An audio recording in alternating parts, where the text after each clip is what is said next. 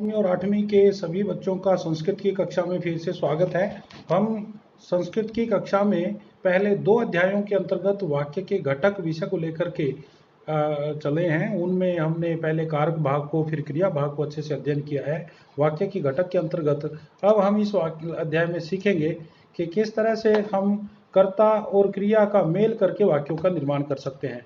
तो सबसे पहले हमारा प्रथम पुरुष आता है, जिसमें हम प्रथम पुरुष के अंदर कौन कौन से कर्ता आते हैं और उनके अनुसार हम लकार की जो पहली लाइन है जिसको प्रथम पुरुष की संज्ञा दी गई है उनके ही, चाहे वो लट लकार है, लोट लकार है, लंग या विधिलिंग या लीट, किसी भी लकार को हम लें, उसके जो प्रथम लाइन है उसके पहला, दूसरा और तीसरा वचन के हिसाब से कर्ताओं के साथ में जोड़ करके वाक्य बना सकते हैं। जैसे सबसे पहले यहाँ पर दिया है रामः पठति, सः पठति, सा पठति, तत् पठति। इस तरह से एक एक अलग अलग वाक्य एक वचन के हम अलग अलग बना सकते हैं। एक भवत शब्द भी है जिसमें भवान पठति अथवा भवती पठति भी हमारा बनता है। तो इस तरह से हमारे एक ही यहाँ पर बहुत सारे वाक्य अलग अलग लकार से भी बन सकते हैं।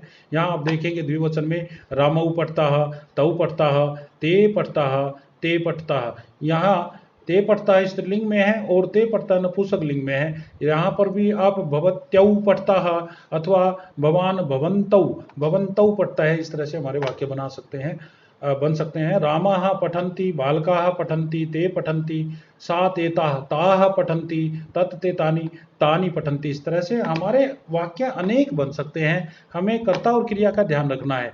अब रिक्त स्थान पूर्ति हमें अक्सर पूछी जाती है, तो अगर हमें कारक भाग पूछना है, पढ़ना है, तो हमें कर्ता एक वचन, द्विवचन, भक्तु धातु रूप देखना होगा। और अगर हमें धातु रूप पूछना है रिक्त स्थान पूर्ति के अंतर्गत, तो हमें कारक भाग देखना होगा कि कर्ता किस वचन का है। तो इस तरह से आप यहाँ अभ्यास देखें जिनमें कर्ता क्रिया के मेल के अंतर्गत अलग अलग यहाँ दिए गए हैं। कहीं कर्ता दिया गया है तो कहीं क्रिया दी गई है। तो कर्ता और क्रिया के आप रिक्त स्थान पर भरने का अभ्यास करें। तो आपको ये अभ्यास अपनी कॉपी में तैयार करना है ताकि सहजता से आप इसकी तैयारी कर सकें। मध्यम पुरुष के आप कर्ता को देखिए। सबसे पहले जैसे त्वम पठसि, युवाम पठथाः, यूयम पठथ, भिन्न भिन्न धातुएं लेकर के, अलग अलग लकार लेकर के इनके वाक्य बना सकते हैं। यहाँ प्रयोग के तौर पर यहाँ पर लट लकार दिया है।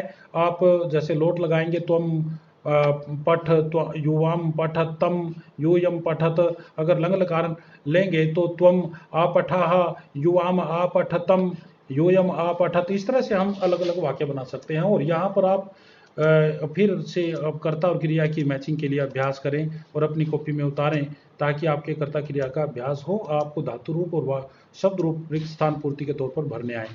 अब उत्तम पुरुष देखें। उत्तम पुरुष के अंदर आपके सामने यहाँ पर दिया है जैसे अहम पठामि, आवाम पठावः, वयम पठामः। तो अहम या पठ धातु की जगह गम आदि अन्य धातुएं रखकर आप इसका अभ्यास कर सकते हैं। और ये यहाँ पर दिए गए रिक्त स्थान पूर्ति का आप अभ्यास अपनी कॉपी के अंतर्गत करेंगे। इसी तरह से अलग अलग शब्द रूपों को और धातु रूपों को अपने हाथों में भी अभ्यास के तौर पर कर सकते हैं, क्योंकि हमारे हाथ में 3 पोर होते हैं। तो तीनों पोरों को एक वचन, द्विवचन, बहुवचन मान करके अगर उनमें अभ्यास किया जाए, एक अंगुली कर्ता के नाम की, एक अंगुली क्रिया के नाम की मान करके अभ्यास किया जाए, तो जैसे यहाँ पर आप देख सकते हैं रामः पठति, रामौ पठतः, रामाः पठन्ति, त्वम पठसि, युवाम पठतः, यूयम पठत, अहम पठामि, आवाम पठावः, वयम पठामः। हम अन्य धातु, अन्य कर्ता लेकर के अपने हाथों में इसका अभ्यास करेंगे तो बहुत सहजता से हम वाक्य बना सकेंगे।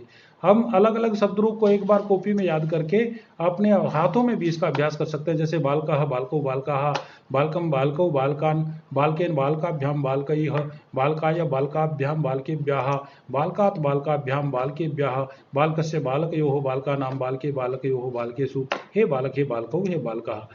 इस तरह से आप यहाँ देख सकते हैं कि हमने अकारांत शब्द पहले भी दिया था, यहाँ पर आपके सामने फिर से दिया हुआ है। यहाँ सभी प्रत्यय आप देखें, सभी प्रत्ययों के आधार पर जैसे राम शब्द बनाया गया है इसे लिखें। और राम की तरह देव, बालक, छात्र आदि शब्द रूप आप स्वयं भी बना सकते हैं और इसका अभ्यास कर सकते हैं। आकारांत शब्दों में हमने यहाँ पर प्रयोग के तौर पर लता शब्द रूप दिया है और उनके यहाँ पर ये प्रत्यय दिए गए हैं। तो लता के प्रत्ययों को आप अच्छे से समझें और लता शब्द रूप उतारें कॉपी में। इसी के आधार पर आप प्रत्यय देखते हुए रमा, गीता, छात्रा आदि शब्द भी बना सकते हैं और आप इन्हें याद कर सकते हैं, कॉपी में लिख सकते हैं। इसी तरह से आप उकारांत शब्द अगर देखें तो उकारांत में यहाँ पर साधु शब्द रूप दिया है, साधु के प्रत्यय दिए हैं। इन प्रत्ययों का ध्यान करते हुए आप साधु शब्द यहाँ पर बना हुआ है, इसे मैच करके देखें और फिर इसी की तरह ही इसका अनुकरण करते हुए आप शिशु, गुरु, भानु आदि शब्दों को भी बना सकते हैं। आगे आपके सामने मुनि इकारांत छोटी ई वाला शब्द दिया है, इसके प्रत्यय दिए हैं। इन्हीं प्रत्ययों को कॉपी करते हुए आप मुनि शब्द देखेंगे और फिर आगे मति, हरि आदि शब्द बना सकते हैं। इसी तरह से दीर्घ इकार वाला यानी नदी शब्द रूप आपके सामने दिया है, नदी की कॉपी करते हुए उनके प्रत्ययों का अनुकरण करते हुए आप गौरी, सुधी, कुमारी, लक्ष्मी, श्री आदि शब्दों का निर्माण कर सकते हैं। आप इन्हें कॉपी में लिख के अभ्यास कर सकते हैं। आप भिन्न भिन्न प्रकार का अनुवाद करने में भी ये आपकी मदद करेंगे और आपको रिक्त स्थान की पूर्ति में भी मदद करेंगे। इस तरह से आप ये शब्द रूप लिखें, याद करें और वाक्य निर्माण करने का अभ्यास करें। धन्यवाद।